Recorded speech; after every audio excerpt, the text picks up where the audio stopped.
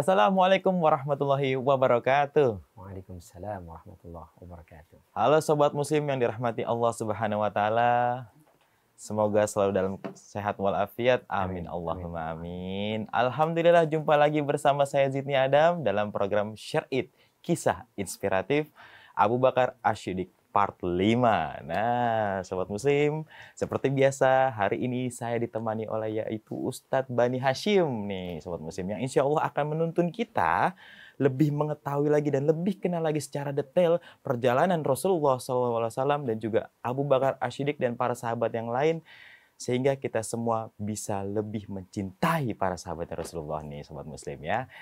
Baik, sobat muslim, langsung aja kita tegur sapa sama beliau ya. Assalamualaikum Ustadz. Waalaikumsalam warahmatullahi wabarakatuh. Gimana kabarnya Ustadz nih? Alhamdulillah. Alhamdulillah. Selalu Sehat. semangat. Walah, mantap Ustadz. Ustadz lagi sibuk apa Ustadz? Ya biasalah, ngajar-ngajar aja. Ngajar dan berdakwah pastinya Ustadz ya. Alhamdulillah. Masya Allah. Ustadz, terima kasih waktunya Ustadz udah Sama-sama. menyempatkan hadir di Share It Ustadz ya. Alhamdulillah. Ustadz, di episode yang kemarin nih Ustadz nih, wah gimana? terakhir nih, Ya. kisah Abu Bakar itu adalah Perang Badar Ustadz. Perang Badar. Rasulullah perang Badar nih bersama para sahabatnya dan juga para penduduk muslim di Madinah ya Ustadz ya. Perang Badar di dekat Sumur Badar kalau nggak salah Ustadz. Itu bagaimana Ustadz kelanjutannya Ustadz? Boleh lanjutkan Ustadz? Ya, jadi setelah hijrah itu ternyata perang yang pertama terjadi adalah perang Badar. Perang Badar kemarin. Ustadz. Dan perang Badar itu disebut dengan perang Al-Kubra yang besar. Dan besarnya justru bukan karena jumlahnya yang banyak ternyata, karena jumlahnya cuma 300 sekian kan, Ya, betul, 313 atau 319, dan kaum kafir juga hanya 1.300-an gitu. Dari jumlah angka pasukan perangnya kecil sebenarnya gitu. Tapi kenapa disebut perang besar? Karena yang terlibat adalah orang-orang terdekat. Jadi di situ ada anak memerangi orang tua memerangi anak, besan dengan menantu, mantan budak dengan majikan seperti Bilal ibn Rabah dengan mantan majikannya ya. Oh ya Allah. Maya bin Khalaf. Wah, itu di situ perang ya. Yang dulu biasa siap ndoro segala macam, sekarang perang kan senjata. Ya Allah. Bahkan Abu Bakar dengan anaknya Ustadz ya. Abu Bakar dengan anaknya termasuk.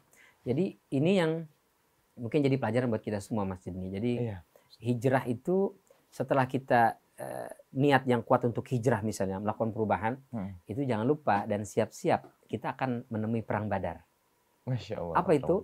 Perang yang sangat besar, karena yang pertama kali mungkin ya setelah kita hijrah yang akan tidak setuju dengan hijrah kita adalah orang terdekat kita. Mohon maaf, bisa jadi pasangan kita. Mas, biasanya kan penghasilan sekian, setelah hijrah jadi segini nih. Itu. Bisa jadi orang tua. Betul, Ustadz. Bisa jadi teman dekat, bisa jadi bos, bisa jadi bawahan, bisa jadi lingkungan kerja. Itulah perang Badar hakikatnya. Ini kecil 1-2 orang aja. Cuman karena orang terdekat berat atau ini kan. Iya benar Ustadz, kayak gitu loh. Tapi kalau itu bisa kita atasi dengan baik, kesananya, biar kata jumlahnya lebih besar, jadi kecil nilainya itu. Masya Allah. Maka oleh Rasulullah, perang ini memang berat, besar ya.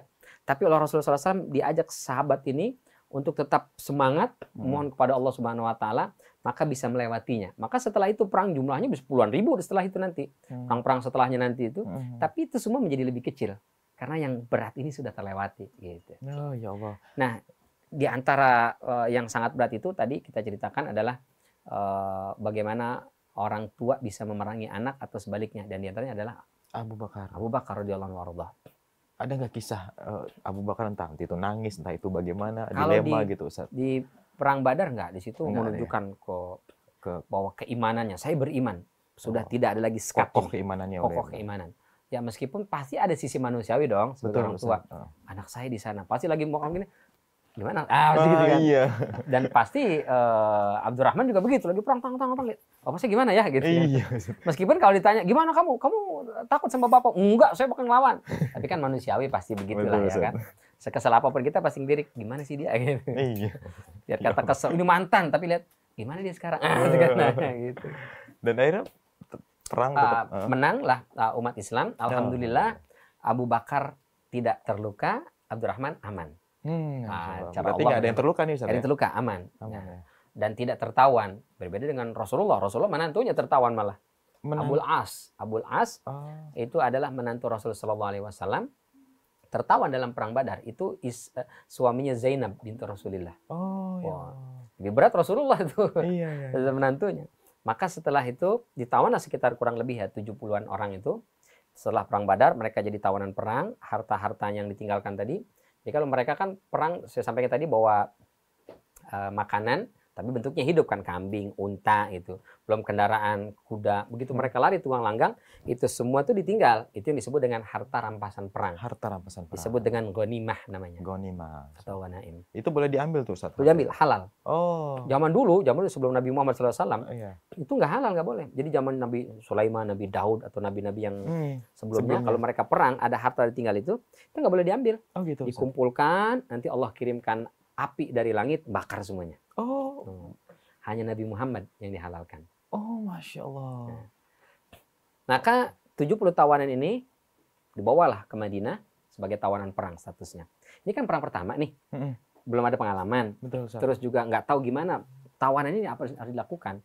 Maka Rasul urun rembuk dengan para sahabat besar. Kita punya tawanan, apa yang mesti kita lakukan terhadap mereka. Maka kemudian Umar bin Khattab bilang, ya Rasul, ini menunjukkan keimanan kita kepada Allah. Kita diuji. Kalau ada tawanan seperti ini, selesai. Tebas saja lehernya, bunuh mereka, kelar urusan.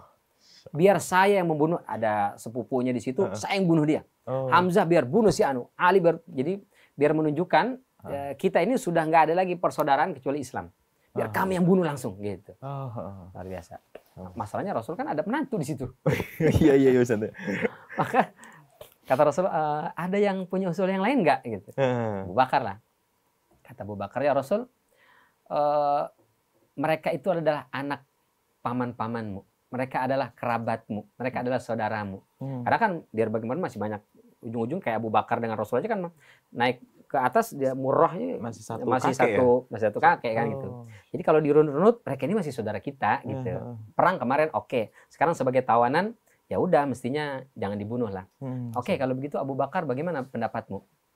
Abu Bakar kan beliau memang pemberani, beliau memang memiliki jiwa yang tangkas, tapi memiliki jiwa kelembutan dan sifat kedermawanan itu kan, sifat bijak. Itu lebih ke Abu Bakar. Itu karena banyak orang mengidentikan Abu Bakar tua karena bijak. Karena di kita biasanya orang bijak itu tua gitu. Iya, orang yang bijaksana itu pasti bijak banget, pemikirannya tua gitu. Padahal kan nggak mesti begitu Mas ya. Iya. Benar. Kita harus bijaksana, bijak sini kan. Bijaksono juga. Oh iya, banyak jadinya. Banyak. Maka kata Abu Bakar gini, ya Rasul, ini kita umat Islam kan baru nih, secara ekonomi belum kuat. Perang aja kemarin ontak cuma 70, orangnya ada 300-an ganti-gantian. Kuda cuma 2 biji lah bahasa kita. Senjata juga kurang, perlengkapan kurang. Dan kita mungkin akan diserang lagi nih. Mungkin oleh orang kafir Quraisy atau mungkin kafir yang mana. Sementara kita nggak punya dana nih. Gitu. Bagaimana kalau tawanan ini dijadikan sebagai salah satu sumber pemasukan dana? Gimana caranya Abu Bakar? Kita kasih tahu mereka, silahkan ngirim pesan kepada keluarganya di Mekah untuk menebus sejumlah tertentu. Tapi nggak disebutkan berapa jumlahnya. Ya. Yang jelas besar lah harga nyawa itu kan, besar. Kalau syariat Islam sih 100 ekor unta. Satu nyawa itu 100 ekor. Tapi kalau tawan perang Badar itu nggak sampai kayaknya. Yang jelas sejumlah harta tertentu lah. Ya. Kata Rasul, lalu bagaimana kalau keluarganya nggak punya uang? Kalau keluarganya nggak punya uang, maka mereka ini punya tugas mengajarkan baca tulis kepada umat Islam yang ada di Madinah. Gitu. Ada yang mengatakan 1 orang mengajarkan 5, ada yang mengatakan 1 orang mengajarkan 10. Jadi kalau 10 orang diajari nih, anak-anak, orang dewasa udah pada bisa baca nulis, bebas. Itu cara mereka menebus dirinya, bebas pulang ke Mekah. Maka kata Rasulullah, ya sudah, ini usul yang bagus. Kira-kira kalau masjid ini lebih condong ke Abu Bakar apa ke Abu Umar? Ke Abu Bakar. Abu Bakar ya, kayaknya lebih bijak ya. Lebih bijak. Kalau Umar kan kayaknya penggal-penggal aja gitu kan. Maka Rasul juga begitu. Kata Rasul, ya sudah kita ambil pendapatnya Abu Bakar. Gimana? Ada yang keberatan? Nggak ada yang keberatan dong. Udah Rasul bilang begitu. Termasuk Umar. Kata Umar, ya sudah. Kalau itu keputusanmu ya Rasul, sami'na wa ata'na, kami ikut. Besok malam, subuh tuh, pagi-pagi, Abu Bakar ke masjid. Ada Rasul di masjid itu, nangis Rasulullah. Oh ya Allah. Nangis, datang Rasul. Ma yubkika ya Rasul. Ya Rasul, kenapa engkau menangis? Kalau tangisanmu itu sesuatu yang menyangkut saya akan ikut nangis. Kalau ternyata nggak nyangkut saya akan tabaka, saya paksa juga ikut nangis. Abu Bakar tuh begitu. Pokoknya nggak bisa lihat Rasul nangis. Kalau Rasul sedih, dia harus lebih sedih dari Rasulullah gitu. Ya. Jadi luar biasa itu ya. Luar biasa. Ustaz, kita kira-kira apa ya sebab nangisnya? Kira-kira apa tuh Ustaz? Kenapa sih Rasulullah tuh menangis tuh Sobat Muslim? Wah, mantap banget Ustaz nih. Sobat Muslim jangan kemana-mana, tetap di Share It ya.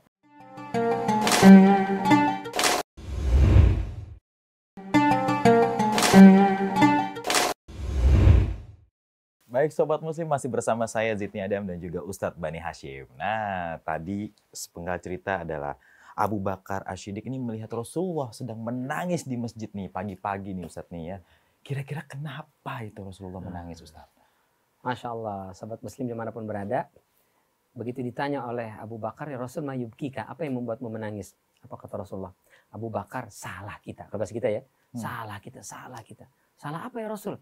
Terhadap tawanan perang Badar kemarin. Memang kenapa ya Rasul? Perasaan kan udah bijak banget tuh ya keputusan itu. Ternyata salah kata Allah. Apa salah? Saya tadi malam ditegur Allah langsung. Masya Allah. Ya Allah, lewat mimpi. Turun surat Al-Quran. Surat Al-Anfal ayat 67-68. Kata Allah Subhanahu Wa Taala, maka nali nabiyyin ayyakuna lahu asra hatta yuskhina fil ard. Tidak boleh seorang nabi mengambil tebusan dari tawanan di atas muka bumi hatta yuskhina fil ard, sampai Allah bikin kokoh mantap posisi di atas muka bumi.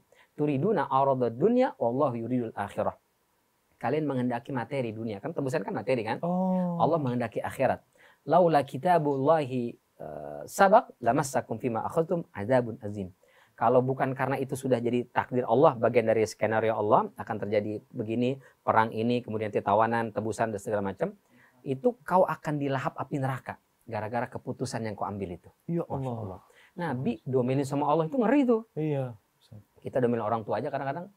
Iya, benar. Nabi Allah langsung negur. Masya Allah. Gimana nggak nangis Rasulullah? Iya. Apa kata Abu Bakar? Ya Allah Rasul, kau ditegur oleh Allah. Bahasa kita ya, kau domelin sama Allah itu gara-gara saya ya Rasul. Oh iya. Coba kemarin saya nggak usul, saya diem aja. Mungkin Allah nggak akan marah kepadamu. Maka Abu Bakar nangis lebih kenceng dari tangisnya Rasulullah SAW. Ya Allah. Masya Allah. Karena merasa bersalah atas keputusannya. Merasa bersalah karena ngasih usul itu. Betul. Dan ternyata Allah tegur. Itu adalah bagian dari bagaimana Allah Subhanahu Wa Taala ya mengajarkan kepada kita umat Muslim tentang musyawarah. Jadi musyawarah itu kalau sudah urun rembuk, meskipun hasilnya keliru, ya sudah, mau gimana lagi? Itu dijadikan sebagai keputusan. Ya, tapi kalau seorang nabi kan nggak gitu. Nabi kalau salah ya Allah langsung tegur. Karena jangan sampai dibiarkan itu menjadi sebuah kesalahan. Tapi yang menarik di sini adalah Abu Bakar. Abu Bakar itu merasa bahwa ini salah saya nih. Iya, gitu. Merasa bersalah banget ini dia. Salah saya nih. Bukan ya Rasul lagian ngapain? Saya kan cuma usul doang. Kenapa diambil usul saya? Kan nggak begitu ya. Jalan Rasul kalau begitu. Kalau kita kan biasanya lepas tangan kalau kita ya. Biasanya kan cuma usul doang. Siapa suruh ambil usul saya? Kan masih banyak yang lain usul. Iya. Kalau enggak, gara-gara saya itu ya Rasulullah. Masya Allah. Terus lalu gimana ya Rasul kalau begini? Iya. Ya sudah, karena ini sudah kita ambil keputusan, pantang bagi seorang nabi menarik lagi keputusannya. Ya sudah lanjutkan. Oh dilanjutin nggak apa-apa Ustaz. Terus masalah harta rampasan atau tawanan itu? Terus mereka masing-masing saling menebus. Nah di situ kemudian ada Rasul lihat tuh dari harta tebusan itu ada kalung yang sangat Rasul kenal. Perhatikan. Langsung bilang, wahai para sahabat, boleh nggak saya ambil kalung ini? Kata Abu Bakar, ya Rasul jangankan kalung. Semua nih tebusan nih, kau ambil buatmu, kami ridho, kami ikhlas, nggak ada masalah. Kata Abu Bakar tuh. Kata Rasul, enggak Abu Bakar, saya kalung aja. Kenapa emang kalung ini? Kalung ini adalah kalung kesayangan Ibunda Khadijah, istri Rasulullah. Ya Allah. Saking sayangnya, ini dijadikan sebagai kado pernikahan Zainab. Putri Rasulullah. Sebagai kado pernikahan dari istri saya, Ibunda Khadijah, untuk Zainab. Hari ini Zainab tebus suaminya dengan kalung ini. Maka kalung ini adalah simbol cinta kasih di keluarga kami. Bolehkah kalau kalung ini tetap saya ambil, supaya saya kasih ke Abul As, supaya dibawa balik, kasih lagi ke Zainab. Istrinya. Ya Allah kami ridho ya Rasulullah, gak ada masalah. Masya Allah. Oke, nah itu perang Badar. Jadi perang Badar umat Islam mulai kuat. Di situ orang-orang Yahudi tuh udah mulai mikir, wah ini kita kalau kita konfrontasi nih ngelawan sama Muhammad, habis kita. Kalah kita. Kafir Quraisy yang 1000 pasukan aja kalah. Apalagi kita cuma beberapa suku kecil di sini kan, jumlahnya pasti kalah. Disitulah semakin banyak yang pura-pura masuk Islam tadi. Munafik semakin banyak tuh. Oh ya Allah. Bahkan ada salah satu gembongnya, Abdullah bin Ubay bin Salul. Itu Abdullah bin Ubay bin Salul itu dia setiap kali Rasul mau khutbah tuh, mau ceramah, dia dulu naik ke mimbar. wahai orang-orang Aus Khazraj, wahai penduduk Madinah, wahai orang-orang Muhajirin, ini sebentar lagi adalah orang mulia yang akan berbicara. Ini orang terhormat yang akan ngomong, tolong dengarkan, tolong simak baik-baik. Setiap Rasul mau khutbah begitu terus. Cari muka, bahasa kita cari muka. Cari muka gitu. Itu orang munafik. Karena takut setelah perang Badar itu. Ya. Oke, masuk ke Islam. Dalam tanda kutip, imannya diucapkan, tapi kolbunya sebenarnya tidak beriman dia, orang Yahudi. Maka jadinya disebutnya munafik. Oke, setelah itu di tahun berikutnya perang Badar selesai, di tahun ketiga Hijriah, orang-orang kafir marah mereka. Ini gimana sih, kok bisa kita kalah? 1000 pasukan kalah, dan itu terbunuh Umayyah bin Khalaf, mantan majikannya Bilal itu yang menyiksa Bilal bin Rabah, mati di situ. Siapa lagi? Uqbah bin Abi Mu'aid mati di situ. Abu Jahal mati di situ. Dedengkot-dedengkotnya, pimpinan-pimpinan mati semua di situ. Wah, maka marahlah mereka, kirim pasukan lebih banyak lagi. Oh ya Allah. 3.000 pasukan. Hari 1.000. Sekarang kirim 3.000 pasukan. Nah, disebut dengan perangnya perang Uhud. Oh ya Allah. Itu berjaraknya dari perang Badar ke perang Uhud berapa lama? 1 tahun. Oh, setahun doang aja. Setahun doang. Mereka langsung merasa, wah ini harus dibalas ini. Nggak bisa. Nanti apa kata orang? Ya, orang Mekah yang selama ini dihormati dan dimuliakan kalah dengan pasukan yang kecil kan. Muhammad yang beberapa orang doang pengikutnya, masa kalah. Dan mereka kebanyakan adalah mantan-mantan budak pengikutnya, masa kita kalah. Maka dikirimlah 3.000 pasukan ketika itu. Maka Rasulullah SAW kemudian menyiapkan pasukan. Kata Rasul, bagaimana kalau kita tunggu aja di Madinah, biar mereka masuk Madinah baru kita serang di sini. Kata orang Madinah, oh Rasul nggak bisa begitu. Kalau mereka masuk ke sini, nanti mereka perang di kampung kita, di wilayah kita, mereka akan ngerusak ini, ngerusak itu, anak-anak, nanti ada perempuan segala macam kan. Jadi mending kita song-song keluar. Rasul sebenarnya inginnya nyambut aja mereka di Madinah gitu. Biar mereka di sini kita sergap, karena ini kan kampung kita, tempat kita lebih mengerti medan gitu. Oh iya. Tapi sebagian sahabat kekeh mau gitu. Akhirnya Rasul dengan mohon maaf perasaan malas sebenarnya gitu ya, pakai baju perang keluar. Sama langsung ya Allah, nyesal kita nggak pemaksa Rasul ya. Rasul minta di sini tapi kita kekeh paksa Rasul untuk keluar gitu. Rasul nggak jadi deh, udah di sini aja Rasul. Nah. Oh gitu akhirnya. Nah, karena Abu Bakar tuh ngasih syarat, kalian gimana nih bikin Rasul nih? Kesel nih, Rasul nggak setuju nih gitu. Iya. Nah sahabat langsung merasa, oh iya kita kok jadi kita yang ngotot gitu perang. Karena kan pimpinnya Rasul kan. Maksudnya apa kata Rasul A, ya udah kita A aja gitu. Ini nggak kita maksa. Di situ mereka merasa menyesal gitu. Setelah melihat isyarat dari Abu Bakar, kalian bikin Rasul marah nih gitu. Iya Ustaz. Akhirnya ya mereka bilang, ya Rasul, istilahnya taroju mengalah. Ya Rasul, udahlah kalau gitu kita sambut aja mereka di sini. Terus kata Rasul, Nabi kalau sudah pakai baju perang pantang untuk mundur, nggak boleh dilepas lagi. Jadi ayo kita jalan, serbu. Nah berangkatlah mereka. Oh ya Allah. Membawa 1.000 orang. Oh 1.000 orang nih, lebih banyak lagi nih. Termasuk yang munafik-munafik tadi. Termasuk munafik tadi, orang-orang Yahudi. Jadi tadi kita agak sedikit kita simpan, kita lewatkan. Di awal hijrah itu, selain membangun masjid, mengubah nama, membangun masjid, terus mu'akhad, mempersaudarakan, yang keempat membangun pasar, yang kelima membuat perjanjian. Untuk semua orang yang ada di dalam kota Madinah, baik Muslim, Yahudi, ataupun orang yang musyrik misalnya, selama dia masih berada di wilayah Madinah, itu terikat perjanjian. Di antara isi perjanjian banyak, itu ada sekitar 16 poin. Di antara isinya adalah semua yang berada di Madinah punya tanggung jawab yang sama membela dan menolong wilayah ini dari serangan musuh. Oh gitu. Jadi harus kompak. Kalau ada luar nih mau nyerang, kita harus kompak gitu. Ya, bersatu, meskipun gitu ya. ente belum masuk Islam, ente masih Yahudi atau ente masih musyrik, tapi ini negeri kita yang serang nih, kita harus ikut terlibat gitu. Oh gitu, termasuk perang Badar itu Ustaz ya? Perang Badar belum. Oh belum ya, belum ada perjanjian itu ya? Perjanjian udah ada, cuman mereka belum. Oh mereka karena belum. Mereka bilang, ngapain sih tak ikut-ikutan gitu. Okay. Nah, tapi perang Uhud, karena mereka lihat perang Badar udah menang, wah ini kayaknya ikut aja nih gitu. Oh makin semangat ya. Semangat mereka, pasti menang. Kemarin cuma 300 menang, tapi sekarang lebih banyak menang. Akhirnya berangkatlah mereka dengan sekitar 1.000 pasukan. Tiba-tiba di tengah jalan dedengkot munafik ini ngomporin lah kalau kitanya. Kita ini ngapain ikut perang sama Muhammad ya? Kita nggak ada untungnya. Kalau menang nih perang, harta rampasan perang pasti akan diberikan kepada teman-temannya yang hijrah dari Mekah itu yang nggak punya harta, pasti bagikan mereka. Kita nggak dapat apa-apa. Ya.